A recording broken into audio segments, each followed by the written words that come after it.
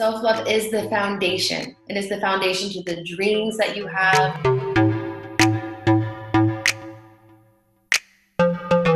Do you love yourself? Are you in love with yourself? Self-care is the ultimate sign of self-love.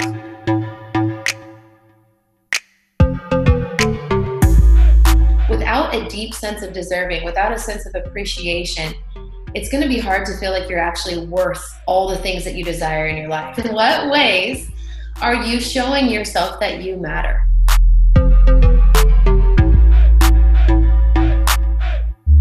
I exercise. I feel like I'm taking good care of myself. When you make mistakes or you have a failure, what is your initial reaction? Yeah. Well, okay, so here's the thing. I feel like there's two reactions. One is the immediate, and then the other one is the one where I'm like thinking about it and then respond, So honesty, full transparency is that immediately I will beat myself up. I will feel guilty. I will feel insecure, but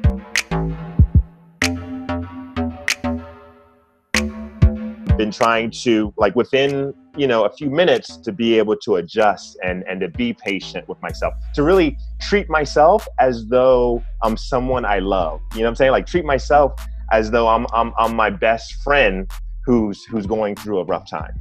Love that.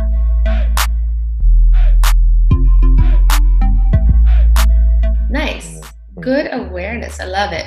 Because it's freeing to appreciate and then express yourself as your authentic self. And until you learn to appreciate yourself, you're not going to express yourself. You're going to continue to wear the mask in fear of rejection. When you start loving and appreciating yourself, you're not going to fear the rejection. You're not going to seek the validation. You're going to own who you are unapologetically.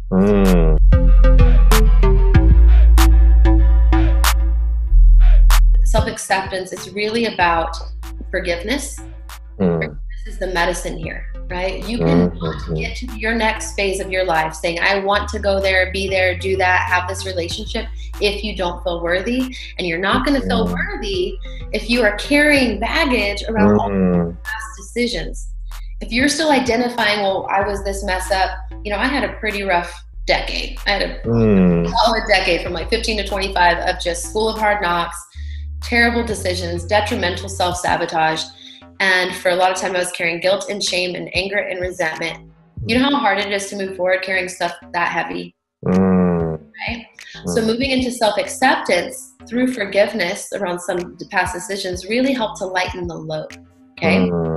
And then also just the self-acceptance piece is just recognizing that some parts of you are just who you are. They're your thorn. They're your cross to carry. And when we can just love ourselves through it, even if other people don't, if we can just embrace and accept that imperfection and choose ourselves anyway, it makes it a lot easier when someone doesn't choose us.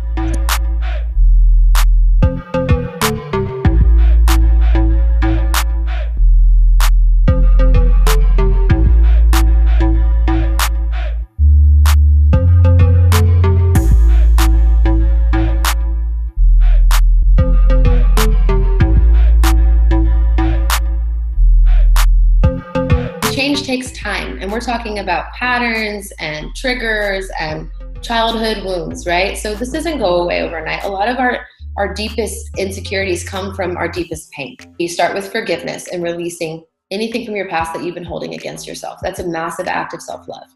You should not continue to punish yourself for something that is no longer here. You are not your choices. You are not your emotions. You are not your thoughts. You have fingernails, but you're not your fingernails, so you're not fat, right? We over-identify with all of these things that are finite. They're in the human experience. But I believe we're a spiritual being having a human experience. So in order to recognize that, we are the sky and everything else is the weather, right? So when we come from that compassionate, empowered observer standpoint, we can really zoom out and recognize that these are just moments of opportunity for growth, for deeper healing, for us to pour in more love.